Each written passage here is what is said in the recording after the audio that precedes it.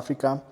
Last year, we did a business support program that saw 633 businesses supported with $5,000 funding in grant capital.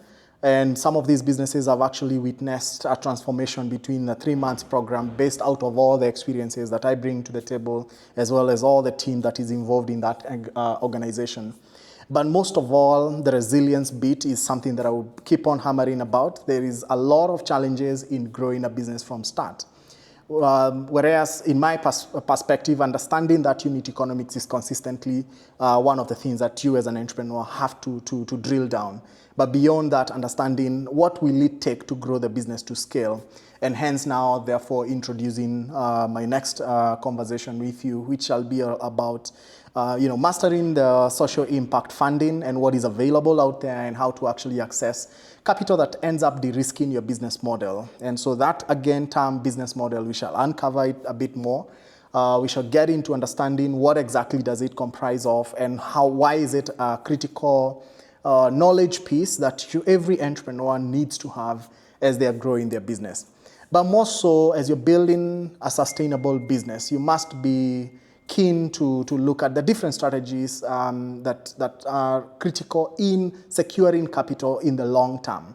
So grant funding is just but one capital, or social impact funding is just one type of capital that you can lean on towards de-risking your business from time to time.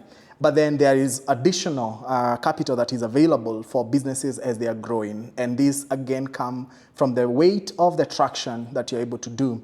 And so my work in general rotates around working with entrepreneurs such as yourselves to figure out where are you stuck currently? What is the reality that you're dealt with? What are the resources that you have available to you?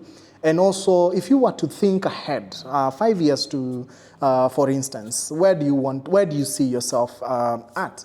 As a founder, what is your roadmap looking like? And when you go into the future, you get to kind of draw out what is the amount of money that I want, for lack of better phrases. What's the amount of money that I want to have at the end of my year 5 in my own personal account? And then working backwards to understand, of all the years that I will have, this is 5 or 10 years to achieve this particular goal, then what am I going to be selling that will yield a profit above what you need to retain in your business, that will be shared as dividends, that will now come and inform part of that amount of money that you have. And so I walk entrepreneurs or founders such as yourselves through a leadership development action plan.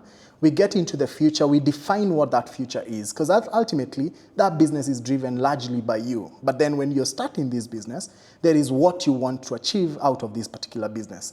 And so we get to define what that future looks like. What is your roadmap looking like? And then we come back and break it down into weekly, into yearly, I apologize for that, into annual targets, into monthly targets, into quarterly targets, into weekly targets.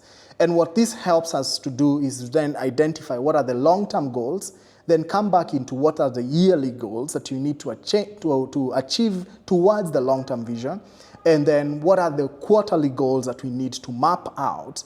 And for each and every one of these quarterly goals, what are the key results that we hope to achieve towards delivering to the full promise that you hope to achieve in a long span of time.